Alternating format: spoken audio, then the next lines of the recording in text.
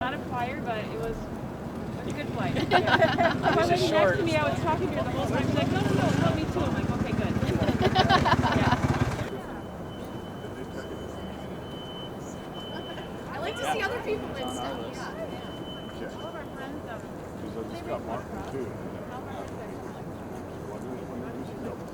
Oh yeah, double check. Because I got Ankar, he's 450 Dylan. I would say.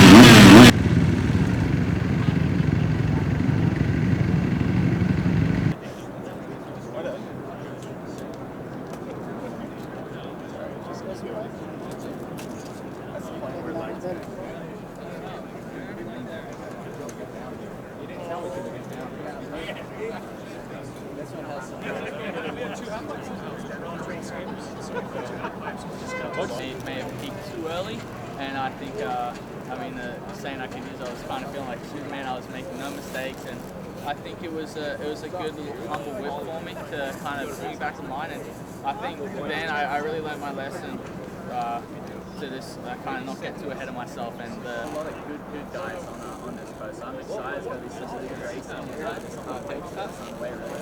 It's like a first day of school. I'm really excited.